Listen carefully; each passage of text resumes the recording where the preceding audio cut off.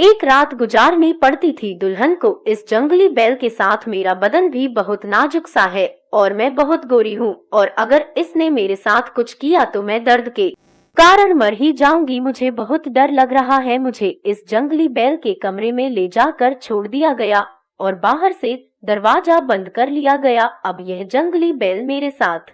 जी हाँ दोस्तों, क्या बात उस समय की है जब मैं अपनी पढ़ाई कर रही थी और मेरी दादी ने मुझसे कहा, आज तुम तैयार रहना, तुम्हें कुछ लड़के वाले देखने आ रहे हैं और आज हम लोग अपने गांव चलेंगे। फिर हम सब लोग अपने गांव चले गए। वहां पर मुझे लड़के वाले देखने आए। लड़के के साथ उनके माता पिता भी थे। लड़के ने मुझसे अकेले में कुछ देर बात करी और मेरा नंबर भी लिया। मुझे भी लड़का पसंद था और लड़के वालों को भी मैं पसंद थी, क्योंकि मैं हूँ ही इतनी खूबसूरत। मुझे जो भी देखता है वह दीवाना हो जाता है। वह लोग मेरे हाथ में पैसा रख कर चले गए। पूरा दिन मौज मस्ती में बीता, लेकिन जैसे ही रात हुई सामने वाले घर से एक लड़की की बहुत जोर जोर से चिल्लाने की आवाज आने लगी। मैंने अपनी माँ से पूछा, माँ यह कौन लड़की चिल्ला रही है?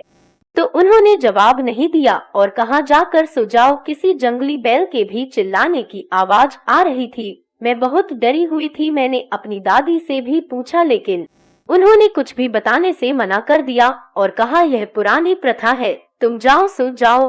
रात भर उन दोनों की चिल्लाने की आवाज आती रही, लेकिन मैं कुछ भी नहीं कर सकती और मुझे रात भर नींद भी नहीं आई। सुबह हुई तो मैंने देखा गांव के लोगों ने उस लड़की और बैल को उस कमरे से बाहर निकाला। लड़की खून से लथपथ थी। उसको ले जाकर हॉस्पिटल में भर्ती कराया गया और जंगली बैल को खाना दिया गया। मेरे तो समझ में ही नहीं आ रहा था यह सब चल क्या रहा है। आखिर कोई इंसान इन सब के विरुद्ध खड़ा क्यों नहीं होता है? यह प्रथा बहुत सालों से चलती चली आ रही है और कोई भी इसको रोकता क्यों नहीं है? कोई लड़की जंगली बैल का सामना कैसे कर सकती है? कुछ दिन बीत जाने के बाद मेरे ससुराल से फोन आया कि हम लोग जल्दी शादी करना चाहते हैं।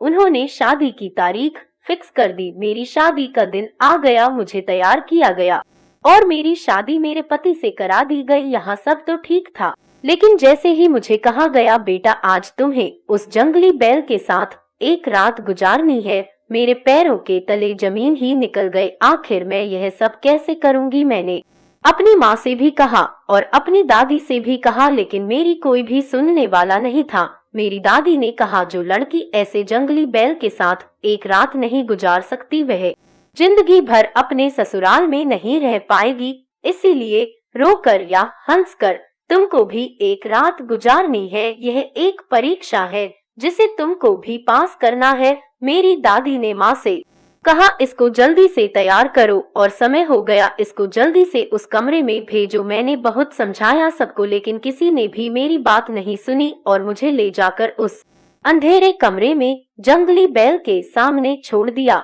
और बाहर से दरवाजा बंद करके चले गए। मैं बहुत चिल्ला रही थी।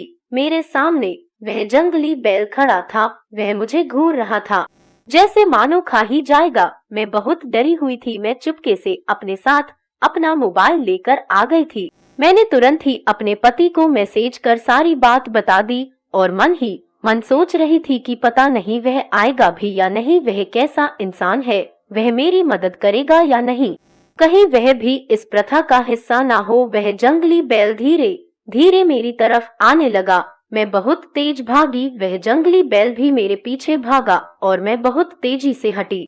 वह दीवार में टकरा गया जंगली बैल और तेज पगला गया। वह बहुत तेजी से मेरी तरफ आया और अपनी सींगों से मुझे उठाकर जमीन पर फेंका, लेकिन इतने में ही मेरे पति आ गए और उन्होंने मुझे पकड़ लिया। मुझे बस हल्की फुल्की चोटें आई। वह मुझे तुरंत बाहर ले गए और जल्दी से दरवाजा बंद कर लिया। आज मैं इस जंगली बैल के कहर से बच गई। मैंने जैसा सोचा था उससे कहीं ज्यादा अच्छा मेरा पति निकला। वह मेरे माता पिता व दादी से लड़ गया और कहने लगा, यह सब अंधविश्वास तुम लोग मत करो, यह सब गलत है।